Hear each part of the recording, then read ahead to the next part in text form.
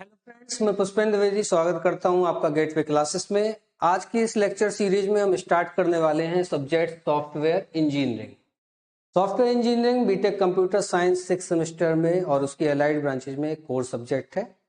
आज के इस लेक्चर में हम कवर करने वाले हैं यूनिट 1 के कुछ टॉपिक्स।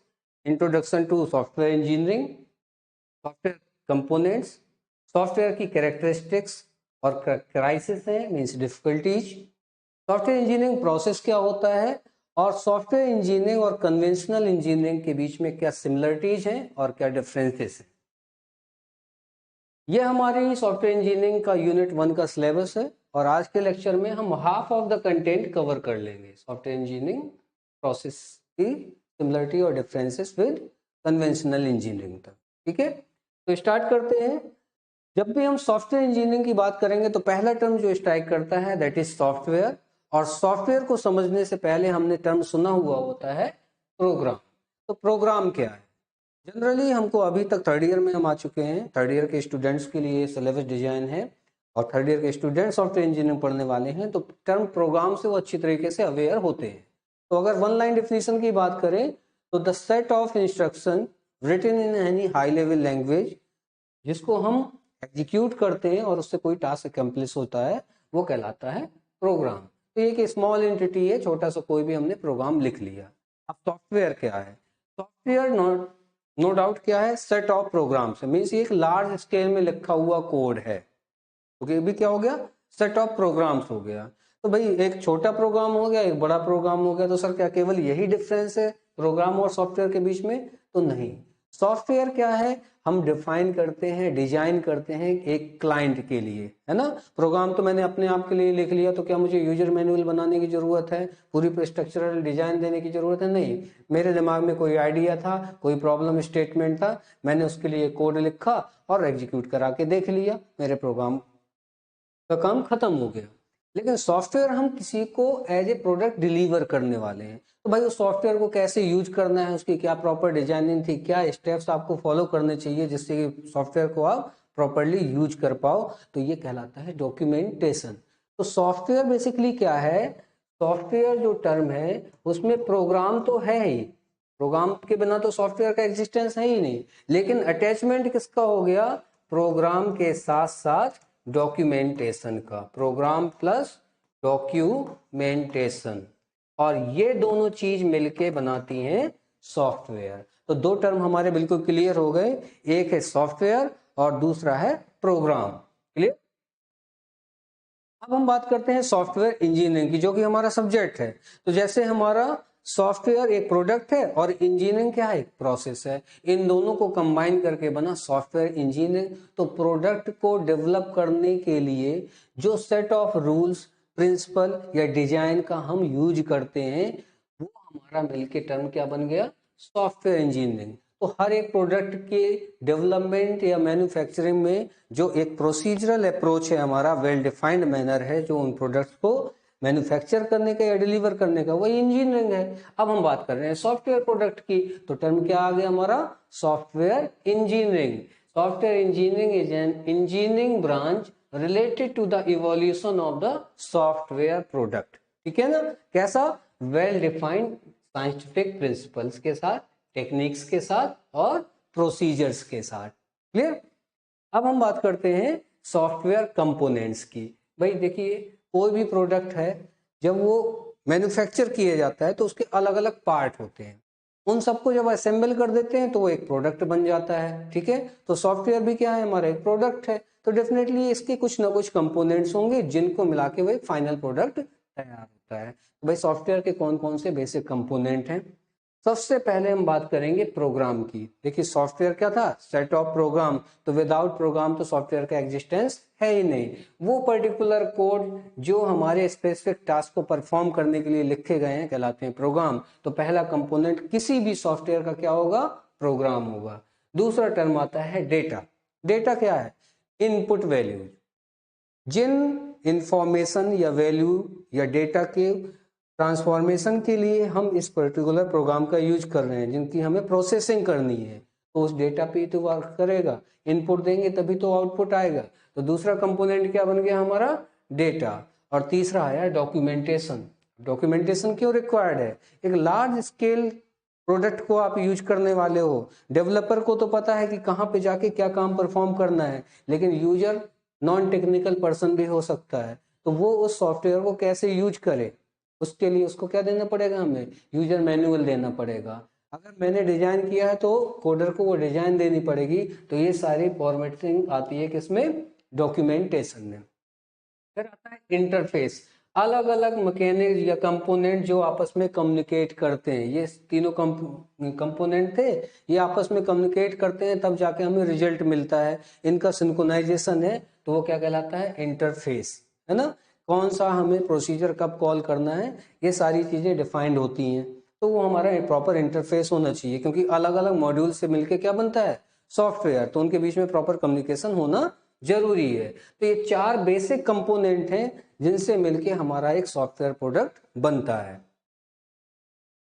अब बात करते हैं सॉफ्टवेयर की कैरेक्टरिस्टिक की। एज ए प्रोडक्ट, हर एक प्रोडक्ट में कुछ फीचर्स होते हैं। तो सॉफ्टवेयर में कौन कौन से फीचर्स हैं, उसकी क्या कैरेक्टरिस्टिक्स हैं, तो आपके लिए ये कुछ इंपॉर्टेंट कैरेक्टरिस्टिक्स हैं, जिसमें सबसे पहले आता है इंटेंजिबिलिटी, है ना। एक सॉफ्टवेयर प्रोडक्ट का जो मेन फीचर है वो क्या है? उसकी इंटेंजिबिलिटी। इंटेंजिबिलिटी का मतलब होता है नॉन फिजिकल अपीयरेंस। बाकी सारे प्रोडक्ट जो हैं वो कैसे होते हैं? फिजिकल अपीयरेंस में होते हैं। ये एक प्रोडक्ट है, इसका फिजिकल अपीयरेंस है। लेकिन अगर मैं कहूँ व्हाट्सएप का फिजिकल अपीयरेंस मैं आपको उठा के दिखा दूं कि देखो ये व्हाट्सएप है, तो ऐसा पॉसिबल नहीं है, उसका फिजिकल अपीयरेंस नहीं है। तो ये कोई भी सॉफ्टवेयर होगा, आप कोई भी ऐसा सॉफ्टवेयर नहीं ला सकते हैं जिसका फिजिकल अपीयरेंस है। They are all in virtual appearance. दूसरा होता है इसमें फीचर जो है या कैरेक्टरिस्टिक है, वो है इसकी फ्लेक्सिबिलिटी। मींस सॉफ्टवेयर प्रोडक्ट का मॉडिफिकेशन आसान है। उसकी कैरेक्टरिस्टिक में कोई चेंज करना, उसकी फंक्शनैलिटी में कोई चेंज करना है, कुछ फीचर्स ऐड करना है या कोई फीचर रिमूव करना है, या उसके अपीयरेंस में कोई चेंज करना है, तो ये हमारा इसमें क्या होता है? आसान होता है। इसमें फ्लेक्सिबल है। फ्लेक्सिबल का मतलब आसानी से हम ये मॉडिफिकेशंस परफॉर्म कर सकते हैं। इसके बाद आता है reliability. Software should function correctly under specified conditions. जिन स्पेसिफिक कंडीशंस रेगुलेशंस के बिहाफ पे हमने सॉफ्टवेयर को डेवलप किया गया है, वो उन पे प्रॉपर्ली वर्क करेगा। ये इसकी रिजिडिटी होनी चाहिए, ठीक है ना। फिर आता है मेंटेनेबिलिटी, है ना। मतलब it must be easy to modify, debug and upgrade, है ना। तो इसका मतलब क्या है कि जब हमने सॉफ्टवेयर को, प्रोडक्ट को डिलीवर कर दिया, यूजर ने उसे यूज करना शुरू किया, और at the time of use, जब उसको वो यूज कर रहा है, उस टाइम पे अगर उसको कुछ चेंजेस समझ में आए, है ना, कोई फीचर उसको चेंज कराना है, कोई फंक्शनैलिटी उसको ऐड ऑन करनी है, रिमूव करनी है, या कोई भी किसी तरीके का मॉडिफिकेशन करना है, तो सॉफ्टवेयर में ये मेंटेनेबिलिटी फीचर होना चाहिए, है ना। और सॉफ्टवेयर के फिजिकल कंपोनेंट्स या फिजिकल प्रोडक्ट के कंपैरिजन में देखें तो मेंटेनेबिलिटी सॉफ्टवेयर का एक फीचर है, कैरेक्टरिस्टिक है, क्योंकि वो इसमें आसानी से पॉसिबल है। फिर आती है स्केलेबिलिटी। स्केलेबिलिटी का मतलब होता है इन्हांसमेंट करना, है ना। कुछ पर्टिकुलर डेटा सेट के लिए, कुछ साइज ऑफ यूजर्स के लिए हमने एक सॉफ्टवेयर डेवलप किया, है ना। स्टार्टिंग में वो 10 यूजर्स को सपोर्ट कर रहा था, लेकिन पॉपुलर हो गया, यूजर की नीड आ गई, हिट आ गई, तो हमें क्या करना है? उसको स्केल करना है, उसकी फंक्शनैलिटी को इनलार्ज करना है कि अब वो केवल 10 यूजर्स के लिए नहीं, वो 1000 यूजर को भी सपोर्ट करे और उसकी फंक्शनैलिटी या रिलायबिलिटी मेंटेन रहे, है ना। तो वो टर्म क्या कहलाता है? स्केलेबिलिटी। फिर बात करते हैं पोर्टेबिलिटी की। पोर्टेबिलिटी का मतलब होता है कि ये प्लेटफॉर्म डिपेंडेंट ना हो। भाई एक कंप्यूटर में तो चल रहा है, एक ऑपरेटिंग सिस्टम में चल रहा है, एक मोबाइल डिवाइस में तो चल रहा है, लेकिन जैसे ही डिवाइस स्विच ओवर करते हैं, ऑपरेटिंग सिस्टम स्विच ओवर करते हैं, तो उसकी फंक्शनैलिटी में कुछ डिफिकल्टीज आने लगती हैं। तो क्या आप ऐसे सॉफ्टवेयर को एक्सेप्ट करोगे? नहीं। जनरली हमारे जो जनरल यूजर के लिए सॉफ्टवेयर डेवलप किए जाते हैं, उनमें हम ये चाहते हैं कि हमारा वो सॉफ्टवेयर कैसा हो? पोर्टेबल हो। स्पेसिफाइड का केस अलग है ना। लेकिन जो नॉर्मल यूजर के लिए सॉफ्टवेयर, जनरल पर्पस सॉफ्टवेयर है या हमारे कॉमन यूजर्स के लिए बनाए जाते हैं, उनमें फीचर होना चाहिए पोर्टेबिलिटी का, कि भाई वो सारे के सारे प्लेटफॉर्म पे इक्वली वर्क करें, सेम परफॉर्मेंस के साथ वर्क करें। अब आता है भाई कि सॉफ्टवेयर इंजीनियरिंग की रिक्वायरमेंट क्यों पड़ी, है ना। हम छोटे प्रोग्राम्स भी तो घर में बनाते हैं, तो फिर सॉफ्टवेयर इंजीनियरिंग की रिक्वायरमेंट क्या है हमें? तो सॉफ्टवेयर इंजीनियरिंग की रिक्वायरमेंट क्यों आती है? सबसे पहला टर्म आपको डिफाइन कर देगा टू मैनेज लार्ज सॉफ्टवेयर। एक छोटा प्रोग्राम बनाना था हमें कोई भी प्लानिंग करने की जरूरत नहीं है, कोई भी प्रोसीजरल अप्रोच अपनाने की जरूरत नहीं है। हमारे सामने प्रॉब्लम आई, उसका फटाक से सोल्यूशन उन्होंने डिजाइन किया और इम्प्लीमेंट कर दिया। ठीक है ना? क्यों? क्योंकि उसमें बहुत ज्यादा हमारी रिसोर्सेज यूटिलाइजेशन नहीं है, ना बहुत ज्यादा टाइम लगने वाला है और ना ही हमने बहुत ज्यादा कोई कॉस्ट उसमें अप्लाई करी। लेकिन जैसे ही हमारा लार्ज स्केल में आ गया, बड़ा सॉफ्टवेयर बनाना है, क्लाइंट के लिए बना के देना है, तो आप उसमें एक रैपिड एप्लीकेशन डेवलपमेंट नहीं कर सकते हो, है ना? क्विक डिजाइन नहीं कर सकते हो, या कोई नहीं की प्रॉब्लम सुनी और बनाना शुरू कर दिया। जरूरी थोड़ी है कि आप उसकी नीड्स को मीट कर पाओ, जो वो चाह रहा था वो बना पाओ। तो आपने जो मेहनत करी वो सारी क्या हो गई? बेकार हो गई। तो जितने भी लार्ज स्केल सॉफ्टवेयर होंगे, बड़े प्रोजेक्ट पे काम कर रहे हो, तो आपको प्रॉपर प्लानिंग की जरूरत पड़ेगी, साइंटिफिक अप्रोच आपको अप्लाई करना पड़ेगा, और इस तरीके के प्रोजेक्ट्स के लिए हमें सॉफ्टवेयर इंजीनियरिंग प्रोसेस की रिक्वायरमेंट होगी। फिर आता है for more scalability. More scalability का मतलब क्या है कि आप अभी तो इनिशिएट कर रहे हो एक स्मॉल स्केल में, लेकिन हो सकता है कि वो सॉफ्टवेयर की पॉपुलैरिटी या उसके यूजेज के हिसाब से उसमें बहुत ज्यादा एडवांसमेंट्स की जरूरत पड़े। तो आपको क्या करना पड़ेगा? इस तरह की स्केलेबिलिटी या फ्यूचरिस्टिक अप्रोच आपको अप्लाई करना पड़ेगा, जिसकी वजह से हमें एक प्रॉपर डिजाइनिंग रिक्वायर्ड होगी। और वो कहाँ से पॉसिबल है? जब आप एक प्रॉपर इंजीनियरिंग प्रोसेस यानी कि सॉफ्टवेयर इंजीनियरिंग का यूज कर रहे होंगे। फिर आता है कॉस्ट मैनेजमेंट। कॉस्ट मैनेजमेंट का मतलब है सीधे सीधे कॉस्ट एस्टिमेशन से, है ना? मुझे एक क्लाइंट ने ऑब्जेक्टिव दिया या उसने अपनी रिक्वायरमेंट दी, मैंने उस रिक्वायरमेंट को सुन के उसको बता दिया कि हाँ ठीक है, मुझे लगता है कि ये प्रोडक्ट आपका 10,000 में कंप्लीट हो जाएगा, है ना? और मैंने उसको ये कॉस्ट बता दी कि भाई आपको डेवलपमेंट के बाद मैं आपसे 10,000 चार्ज करूंगा। इन बैकग्राउंड मुझे क्या लग रहा था कि भाई मैं इसमें जो एक्चुअल कॉस्ट आने वाली है वो 9,000 की आने वाली है, मैंने 10,000 मांग लिया उससे, 1,000 रुपीज का मुझे फायदा हो गया। ये केवल एक जनरल व्यू में मेरी थॉट्स थी, कोई प्रॉपर स्केलिंग नहीं करी थी, कोई मैंने एनालिसिस नहीं करी, और ये अप्रोक्सीमेशन के साथ हमने ये फिगर रख दिया। लेकिन जब एक्चुअली में हम काम करने बैठे, डेवलपमेंट प्रोसेस में हम गए, तो हमने देखा कि ये तो इसको एक्सीड कर गया, ये पहुंच गया 20,000। ठीक है, अब 20,000 आपका जैसे ही पहुंचा तो फिर आप कस्टमर के पास गए कि भाई मेरी तो कॉस्ट 20,000 इसमें लग गई बनाने में, अब आप 20,000 पे करिए। क्या आपको लगता है वो कस्टमर आपसे परचेज कर लेगा? वो नहीं कर सकता है, वो फेल कर देगा कि भाई नहीं, पहले तो हमारी बात 10,000 में हुई थी, अब आप 20,000। तो देखिए दो तरीके के लॉस हो गए, एक तो आपका क्लाइंट चला गया और दूसरा जो आपने यहाँ पे इन्वेस्टमेंट किया वो भी गया। तो कॉस्ट एस्टिमेशन अगर आपका प्रॉपर नहीं है तो आपका फेलियर के चांस हमेशा रहेंगे। फिर आता है to manage the dynamic nature of the software, जो कि इसकी एक कैरेक्टरिस्टिक भी है कि software time to time functionalities में अपग्रेडेशन मांगता है ना? वो क्यों मांगता है? क्योंकि भाई हमने आज यूज करना स्टार्ट किया, कल तक किसी फीचर की रिक्वायरमेंट नहीं थी, हो सकता है आज हमें कोई नया फीचर ऐड कराना है, तो हम पूरा पूरा सॉफ्टवेयर क्या नहीं रिप्लेस नहीं करेंगे या दोबारा से वो सॉफ्टवेयर नहीं बनाएंगे, एग्जिस्टिंग सॉफ्टवेयर में ही हम वो नया फीचर ऐड कर पाए। ठीक है ना? और ये कब पॉसिबल होगा? जब आपकी प्रॉपर इंजीनियरिंग प्रोसेस होगा, और डायनेमिक नेचर का प्रोडक्ट है ये, तो आपको इस फीचर को इंक्लूड करना होगा। और फिर लास्ट में आता है for better quality management. Better quality management हर एक डिलीवरी ऑर्गेनाइजेशन का कंसर्न होता है कि जो भी प्रोडक्ट हम डिलीवर करें उसकी क्वालिटी अच्छी हो, जिससे उसकी यूजर एक्सेप्टेबिलिटी बढ़ जाए और हम जो प्रोडक्ट मार्केट में डिलीवर कर रहे हैं उसकी डिमांड बढ़े। जब डिमांड बढ़ेगी तभी हमारा बिजनेस ग्रो करेगा। लेकिन ये सारे फैक्टर्स कब हैं? जब आपने एक प्रॉपर इंजीनियरिंग फॉलो करी है। तो यही वजह है कि हमें सॉफ्टवेयर इंजीनियरिंग की जरूरत क्यों पड़ती है। अब हम बात करते हैं कुछ इंपॉर्टेंस फैक्ट्स की, है ना? क्या क्या हमें फायदे हो जाते हैं या सॉफ्टवेयर इंजीनियरिंग प्रोसीजर क्यों हमें फॉलो करना चाहिए। तो सबसे पहले तो कॉम्प्लेक्सिटी, है ना? एक प्लान्ड प्रोसीजर है, कोई काम आप प्लानिंग के साथ कर रहे हो तो वो आसानी से हो जाएगा, लेकिन कोई अनप्लान्ड अनस्ट्रक्चर्ड काम आपने शुरू कर दिया तो डेफिनेटली इन बीच बिटवीन उसमें कुछ हर्डल्स आ जाएंगे, आप कहीं ना कहीं जाके स्टक हो जाओगे, है ना? तो अगर आप अपने प्रोसीजर की या अपने टास्क की कॉम्प्लेक्सिटी को रिड्यूस करना चाह रहे हैं तो आपको सॉफ्टवेयर इंजीनियरिंग फॉलो करनी पड़ेगी या इंजीनियरिंग प्रोसेस को फॉलो करना पड़ेगा, और यही हमारी रिक्वायरमेंट है। दूसरा आता है मिनिमाइज सॉफ्टवेयर कॉस्ट, है ना।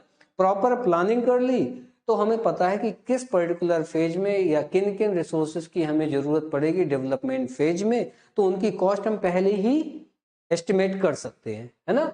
और उस एस्टिमेशन के हिसाब से हम कॉस्ट को ये भी एनालाइज कर सकते हैं कि कहाँ पे हम कॉस्ट को मिनिमाइज कर सकते हैं, क्योंकि हम किसी भी ऐसे सॉफ्टवेयर डेवलपमेंट के काम में अपने आप को इनिशिएट नहीं करेंगे जिसकी कॉस्ट हम बियर ना कर पाए। तो हमारा इंटेंशन हमेशा रहता है कि हमारी कम से कम कॉस्ट अप्लाई हो, और ये कॉस्ट दो टर्म में हो सकती है, एक तो डेवलपमेंट टाइम में और दूसरा मनी।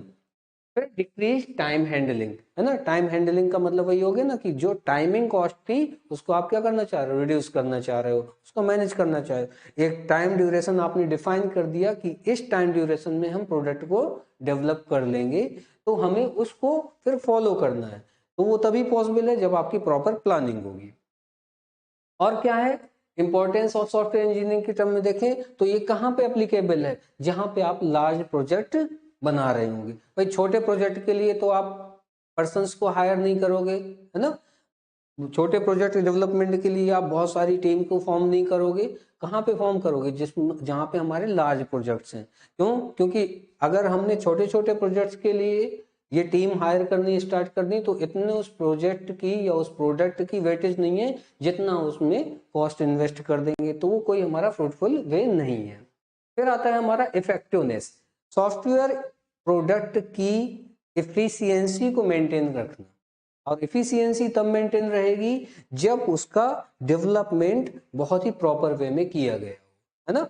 तो effectiveness of the software acceptability को इंक्रीज करेगा और वही उसकी रिलायबिलिटी को डिफाइन करता है। ये हमारा फिगर है जो आपको बता रहा है कि भाई एक सॉफ्टवेयर प्रोडक्ट जो है वो उसके कंपोनेंट क्या क्या हैं। तो पहली चीज तो प्रोग्राम्स आ गए थे हमारे, दूसरा यूजर इंटरफेस, क्योंकि यूजर के लिए डेवलप कर रहे हैं तो वो उसको कैसे ऑपरेट करेगा। ऑपरेटिंग प्रोसीजर्स क्या हैं, कौन कौन से स्टेप्स हैं, किस पर्टिकुलर सीक्वेंस में वो स्टेप्स हमें फॉलो करना है जिससे हम इसको प्रॉपरली यूज कर पाए। और ये सारे टास्क करने के लिए जो हम एक सपोर्टिव डॉक्यूमेंट प्रोवाइड कराते हैं जिसको हमने नाम दे दिया डॉक्यूमेंटेशन। और इन सारे कंपोनेंट्स का एक कंप्लीट पैकेज जो बनता है वो कहलाता है आपका software.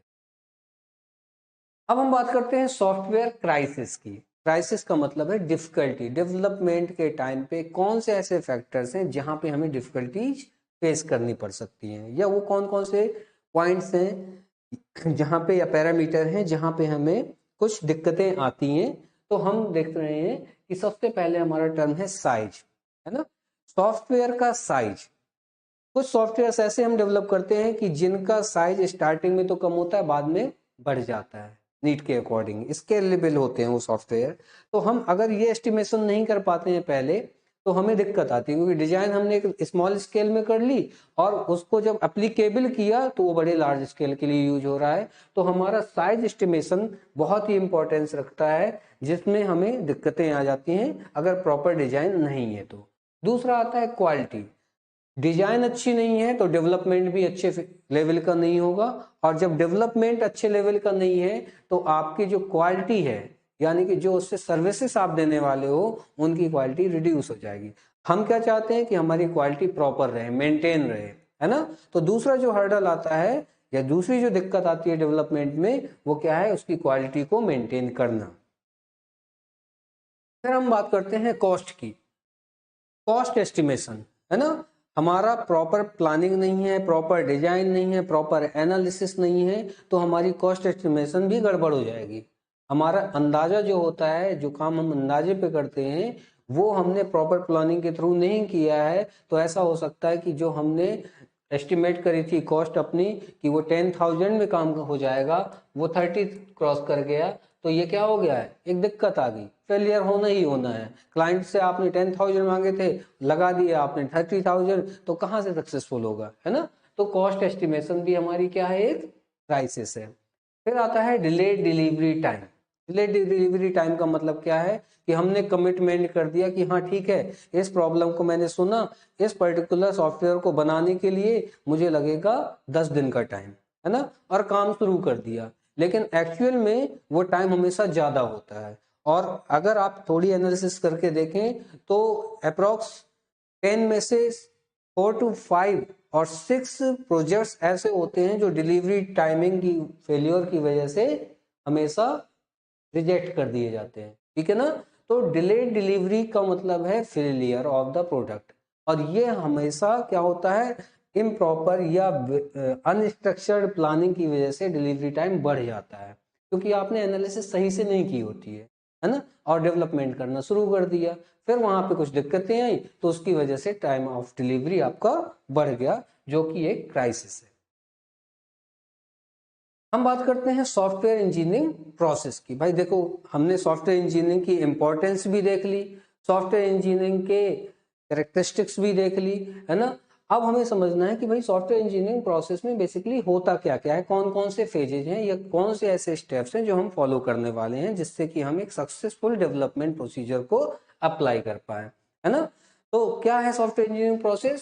Software engineering process is a set of activities, है ना, कौन कौन सी एक्टिविटीज हमें परफॉर्म करनी है।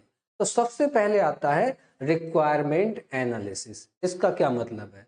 रिक्वायरमेंट एनालिसिस का सिंपल सा मतलब है कि यूजर ने जो आपको अपनी प्रॉब्लम बताई है या उसकी जो रिक्वायरमेंट्स बताई कि भाई मुझे इस चीज के लिए सॉफ्टवेयर डेवलप करवाना है, उनको आप अच्छे तरीके से समझ लीजिए, उनकी एनालिसिस कर लीजिए, क्या आप उन एनालिसिस या उन रिक्वायरमेंट को फुलफिल कर पाओगे या नहीं कर पाओगे।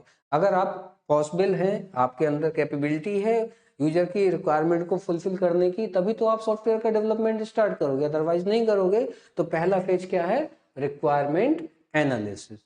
जब आपको लगा कि हाँ हम इस पर्टिकुलर नीड को फुलफिल कर सकते हैं, हम यूजर की रिक्वायरमेंट के अकॉर्डिंगली सॉफ्टवेयर डेवलप करने में कैपेबल हैं, तो फिर आप क्या करते हो? प्लानिंग करते हो। प्लानिंग का मतलब उसका एक ब्लूप्रिंट तैयार करते हैं, है ना।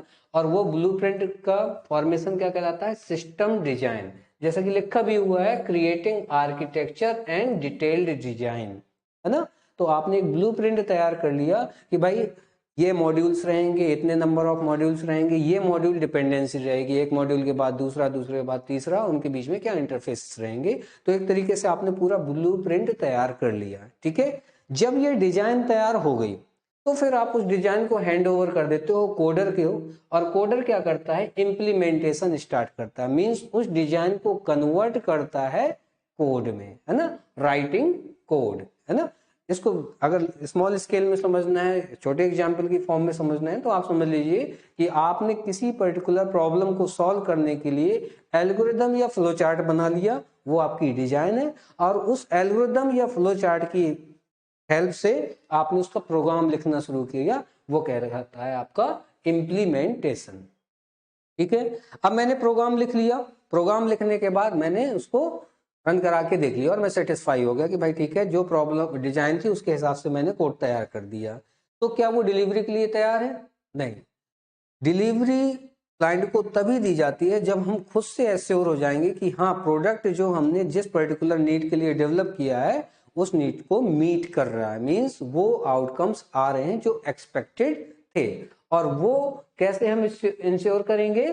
With the help of testing. Testing का मतलब होता है कि आप उस सॉफ्टवेयर का यूज करके अपने एंड पे, ऑर्गेनाइजेशनल एंड पे हमने उस सॉफ्टवेयर का यूज करके देखा। तो डेवलपर ने तो कोड लिख दिया, टेस्टर क्या करते हैं? उसको पॉसिबल जितनी भी इनपुट वैल्यूज हैं या जो भी इन्वायरमेंट के लिए वो डिफाइन किया गया है, डिजाइन किया गया है, उन सारे टेस्ट केसेस पे इसको यूज करके देखता है कि कहीं कोई इसमें डिफेक्ट तो नहीं आ रहा है, किसी पर्टिकुलर इनपुट वैल्यू के लिए ये सही से काम तो नहीं कर रहा है, या उसमें कोई जो एक्सपेक्टेड आउटपुट है वो आ रहा है या नहीं आ रहा है। मींस उसकी प्रॉपर चेकिंग कर ली हमने डिलीवरी देने से पहले, है ना। आप कोई भी प्रोडक्ट लेने जाते हो मार्केट में, उसमें लिखा रहता है ओके टेस्टेड। इसका मतलब क्या है कि भाई हमने यूज करके देख लिया है, हमारी तरफ से ओके है, अब हम ये आपको डिलीवर करने वाले हैं। अगर यहाँ पे कोई दिक्कत आती है तो फिर क्या होता है? इम्प्लीमेंटेशन यानी कि ऑर्डर को नोटिफाई कर दिया जाता है कि भाई इसमें कुछ प्रॉब्लम्स है, इनको दूर करो, है ना। और ये कब हो रहा है? डिलीवरी करने से पहले। अगर टेस्टिंग फेज में वो प्रोडक्ट पास हो गया तो फिर हम करते हैं उसको hand over to the client, जिसको हमने टर्म दिया डिप्लॉयमेंट। डिप्लॉयमेंट का मतलब है यूजर को हमने या क्लाइंट को हैंड ओवर कर दिया कि लीजिए हमारी तरफ से प्रोडक्ट तैयार है, अब आप इसका यूज कर सकते हैं, और रिलीज कर दिया सॉफ्टवेयर को फॉर द यूज, ठीक है। अब आता है टर्म लास्ट वन, मेंटेनेंस, जो बहुत इंपॉर्टेंट है ना।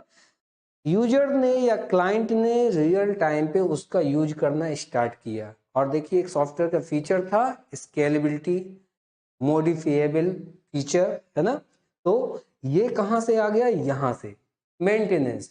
उसने यूज करा, अब उसको समझ में आ गया कि भाई इस पर्टिकुलर एग्जिस्टिंग सॉफ्टवेयर में कुछ मुझे चेंजेस की रिक्वायरमेंट है, या तो इसमें कुछ ऐसे फीचर आ गए हैं जिनकी मुझे जरूरत नहीं पड़ रही है, तो मैं उनको क्या करूंगा, रिमूव करूंगा, या कोई एक आधा फीचर ऐसा रह गया जो मैं ऐड कराना चाह रहा हूं, तो यही क्या है, मेंटेनेंस। ठीक है ना।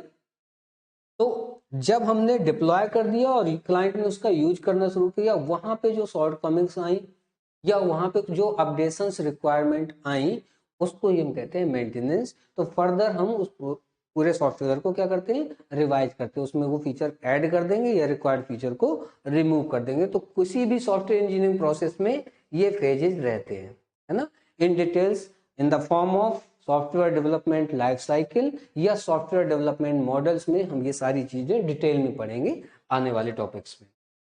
अब बात करते हैं कि भाई इंजीनियरिंग तो इंजीनियरिंग है, वेल डिफाइंड प्रोसीजर है किसी भी प्रोडक्ट को बनाने का। तो नॉर्मल प्रोडक्ट यानी कि हमारे मैन्युफैक्चर्ड प्रोडक्ट जो कन्वेंशनल इंजीनियरिंग प्रोसेस के थ्रू बनाए जाते हैं, और सॉफ्टवेयर प्रोडक्ट जो सॉफ्टवेयर इंजीनियरिंग प्रोसेस के बीच में बनाए जाते हैं, उनमें क्या सिमिलरिटी है और क्या डिफरेंसेस हैं। तो भाई पहले सिमिलरिटी डिस्कस कर लेते हैं। दोनों इंजीनियरिंग प्रोसेसेस एक सिस्टमेटिक अप्रोच को फॉलो करते हैं। और व्हाट, प्रॉब्लम सॉल्विंग। भाई प्रोडक्ट मैन्युफैक्चर करना है वो भी एक प्रॉब्लम है, एक चेयर बनानी है वो क्या है, एक स्टेटमेंट ऑफ द प्रॉब्लम है। एक सॉफ्टवेयर बनाना है मुझे, चैटबॉट बनाना है, वो भी क्या है, प्रॉब्लम स्टेटमेंट है। तो सबसे पहले तो हम क्या करते हैं, इन प्रॉब्लम्स को सॉल्व करने का एक सिस्टमेटिक प्रोसीजर डिजाइन करते हैं। चाहे चेयर बनाने का प्रोसीजर है तो उसके भी स्टेप्स हैं कि भाई कैसे कैसे चेयर बनेगी, और या आपको सॉफ्टवेयर बनाना है तो उसके भी हमारे प्रोसीजर्स हैं जो हमें फॉलो करने होते हैं। तो दोनों इंजीनियरिंग प्रोसेस हमारे इस चीज को फॉलो करते हैं।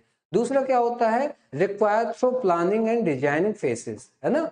ये चाहे आपकी कन्वेंशनल इंजीनियरिंग हो और चाहे आपकी सॉफ्टवेयर इंजीनियरिंग हो, दोनों में प्रॉपर प्लानिंग रिक्वायर्ड है। और प्लानिंग के बाद फिर हम डिजाइन स्टार्ट करते हैं। भाई हम चेयर बनाने के लिए भी एक पूरा डिजाइन स्ट्रक्चर तैयार कर लेते हैं, चाहे वो सॉफ्टवेयर, उसके लिए भी हमारा डिजाइन स्ट्रक्चर तैयार है। फिर आता है emphasize quality assurance and testing. ठीक है, कोई सा भी प्रोडक्ट है, आपका कन्वेंशनल इंजीनियरिंग का प्रोडक्ट है या सॉफ्टवेयर प्रोडक्ट है, वो किस चीज के लिए इंटेंड रहता है कि भाई जो क्वालिटी हमारी हो, सॉफ्टवेयर की जो सर्विस प्रोवाइड कर रहा है वो बेस्ट से बेस्ट हो, है ना। अच्छी क्वालिटी का प्रोडक्ट हम प्रोड्यूस करें और फिर उसको क्लाइंट को हैंड ओवर करें। लेकिन वो क्वालिटी एश्योरेंस कब आता है, जब हम उसको अपने एंड पे ही चेक कर लें, है ना। मैंने कोई भी मैन्युफैक्चर करा प्रोडक्ट, उसको पहले खुद चला के देख लिया, यूज करके देख लिया कि हाँ भाई ठीक है, मेरी तरफ से ओके, तभी मैं इसको हैंड ओवर करता हूँ। सिमिलरली आपका सॉफ्टवेयर केस में भी होता है, सॉफ्टवेयर भी पहले टेस्ट किए जाते हैं फिर डिलीवर किए जाते हैं। तो ये सारी सिमिलरिटीज हो गई कन्वेंशनल इंजीनियरिंग प्रोडक्ट्स में और सॉफ्टवेयर इंजीनियरिंग प्रोडक्ट्स में। अब आती है डिफरेंसेस की बात कि भाई ये तो सिमिलरिटी होगी, डिफरेंसेस क्या है सॉफ्टवेयर प्रोडक्ट और कन्वेंशनल इंजीनियरिंग प्रोडक्ट में। तो ये हमने कुछ एस्पेक्ट्स लिए हैं, इनके बिहाफ पे हम इन दोनों को डिफरेंशिएट करेंगे। सबसे पहले हमने बात करी नेचर ऑफ द प्रोडक्ट की, है ना। तो nature of the product software का कैसा है, इंटेंजिबल है और लॉजिकल डिजाइन का है। इंटेंजिबल का मतलब नॉन फिजिकल अपीयरेंस, है ना। ये हमारे कन्वेंशनल कैसे होते हैं, टेंजिबल होते हैं और फिजिकल स्ट्रक्चर को फॉलो करते हैं, है ना। ये एक प्रोडक्ट है, ये कैसा है, टेंजिबल प्रोडक्ट है, इसका फिजिकल अपीयरेंस है। लेकिन सॉफ्टवेयर का कोई फिजिकल अपीयरेंस नहीं है। आप फेसबुक को उठा के कहीं पे नहीं रख सकते हैं, वो इस तरह से फिजिकली एग्जिस्ट नहीं कर सकता। व्हाट्सएप का सॉफ्टवेयर है, MS ऑफिस का सॉफ्टवेयर, ये सारे क्या है, वर्चुअल एग्जिस्टेंस में है, लॉजिकल इनका प्लेटफॉर्म है, लॉजिकल अपीयरेंस है, लॉजिकल डिजाइन है। तो ये इनका डिफरेंस हो गया किसकी फॉर्म में, नेचर ऑफ द प्रोडक्ट की फॉर्म में। दूसरा आ गया हमारा चेंजेबिलिटी। चेंजेबिलिटी का मतलब मॉडिफिकेशंस, किस तरीके के प्रोडक्ट में मॉडिफिकेशन आसान है। तो सॉफ्टवेयर की अगर बात करें तो मॉडिफिकेशन हमारा क्या है, आसान है। क्यों, लाइन ऑफ कोड ही तो चेंज करने हैं हम, है ना, उनसे फंक्शनैलिटी में चेंज आ जाता है। तो बहुत ज्यादा कॉस्ट हमारी अप्लाई नहीं होती। अगर कोई चेंज हमें अप्लाई करना है तो कोडिंग में चेंज करके ही वो उसका इफेक्ट आ जाता है। लेकिन आपके हार्डवेयर प्रोडक्ट्स में या कन्वेंशनल इंजीनियरिंग प्रोडक्ट्स में चेंज अगर आप अप्लाई कर रहे हो तो पहले वाला स्ट्रक्चर पूरी तरीके से रिप्लेस हो जाता है और उसमें जो कॉस्ट लगी थी वो आपकी वेस्ट जाती है, ठीक है ना। तो चेंज कहाँ पे आसान है, सॉफ्टवेयर प्रोडक्ट में, जबकि हार्डवेयर प्रोडक्ट्स में या कन्वेंशनल इंजीनियरिंग प्रोडक्ट्स में चेंजेबिलिटी थोड़ी सी टफ है, कॉस्टली है। फिर आता है टूल्स। इन प्रोडक्ट्स के डेवलपमेंट के लिए कौन से रिसोर्सेज की रिक्वायरमेंट आपको होती है ना। तो आप देखिए सॉफ्टवेयर को बनाने के लिए हमें क्या चाहिए, प्रोग्रामिंग लैंग्वेज, प्रोग्रामिंग प्लेटफॉर्म, और ये प्रोग्रामिंग लैंग्वेज का कोड हम लिखते हैं कहाँ पे, आईडीई में, इंटीग्रेटेड डेवलपमेंट एनवायरनमेंट, है ना। इनका हमें यूज करना होता है और यही हमारे इसके रिसोर्सेस हैं, यही टूल्स हैं। जबकि हार्डवेयर प्रोडक्ट या कन्वेंशनल इंजीनियरिंग प्रोडक्ट्स के लिए आप डिफरेंट रिसोर्सेज से रॉ मटेरियल कलेक्ट करते हो, उनका ट्रांसफॉर्मेशन करते हो और फिर उनकी असेंबली करते हो। तो डिजाइन के लिए तो चलिए हमने मान लिया कैड टूल्स हैं, आजकल हर एक मैन्युफैक्चरिंग यूनिट में टेक्नोलॉजी का इन्वॉल्वमेंट है, कंप्यूटर सब जगह यूज हो रहे हैं, तो उसके लिए तो हमने computer aided design tool use कर लिए, लेकिन फिर भी फिजिकल मटेरियल हमें चाहिए ही चाहिए, जबकि यहाँ पे ऐसा नहीं है। फिर आता है फेलियर। फेलियर के चांसेस कहाँ पे ज्यादा हैं, ठीक है ना। फेलियर के चांसेस कहाँ पे डेफिनेटली ज्यादा हैं और किस फॉर्मेट में अवेलेबल हैं। तो अगर सॉफ्टवेयर की बात करें तो सॉफ्टवेयर एक बार हमने डेवलप कर दिया तो इसमें जो फेलियर हो सकता है वो दो ही फॉर्म में हो सकता है, या तो बग की फॉर्म में या लॉजिकल एरर की फॉर्म में। तो सर इन दोनों में डिफरेंस क्या है, क्या बग है और क्या लॉजिकल एरर है।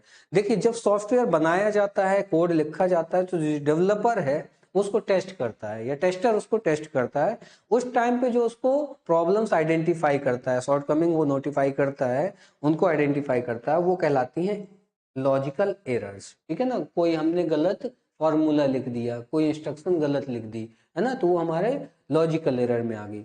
बग्स क्या होती हैं, अगर आपने सॉफ्टवेयर अपनी तरफ से ओके करके क्लाइंट को हैंड ओवर कर दिया और जब उसने यूज किया तो वहां पे उसको कोई दिक्कत समझ में आई, उस दिक्कत को उसने कैच किया, उस प्रॉब्लम को या उस शॉर्ट कमिंग को उसने कैच करा, तो वो कहलाती है बग।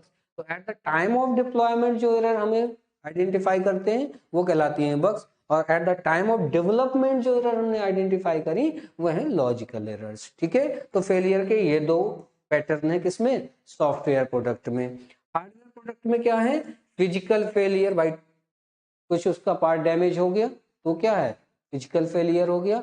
और दूसरा टाइम के साथ, जिसको हम कहते हैं वियर एंड टियर, तोड़ फोड़ हो गई उसमें, टाइम के साथ उसकी क्वालिटी डिक्रीज हो गई। तो ये चीज थोड़ा समझने वाली है कि अगर कोई प्रोग्राम लिखा है आपने सिंपल अरिथमेटिक ऑपरेशंस को परफॉर्म करने के लिए आज की डेट में, तो क्या आज से 10 साल बाद वो काम नहीं करेगा, वो काम करेगा, ठीक है। क्यों, क्योंकि वो टाइम के साथ नया पुराना उसकी फंक्शनैलिटी में कोई चेंजेस नहीं आ रहे हैं। लेकिन आज जो आपने प्रोडक्ट खरीदा, आज आपने जो बाइक खरीदी है, क्या वो 10 साल बाद भी वही परफॉर्मेंस देगी जो आज दे रही है, या उसका अपीयरेंस वैसा ही रहेगा जो 10 साल पहले था, नहीं। तो फिजिकल प्रोडक्ट टाइम के साथ वियर आउट हो जाते हैं, जबकि सॉफ्टवेयर प्रोडक्ट टाइम के साथ वियर आउट नहीं होते हैं, ठीक है। तो ये इनके डिफरेंसेस है, सॉफ्टवेयर इंजीनियर प्रोडक्ट और कन्वेंशनल इंजीनियर प्रोडक्ट के डिफरेंसेस है। आज के लेक्चर में हमने हाफ ऑफ द यूनिट के टॉपिक डिस्कस कर लिए हैं। आई होप कि आपको ये बहुत अच्छे से समझ में आ गया होगा।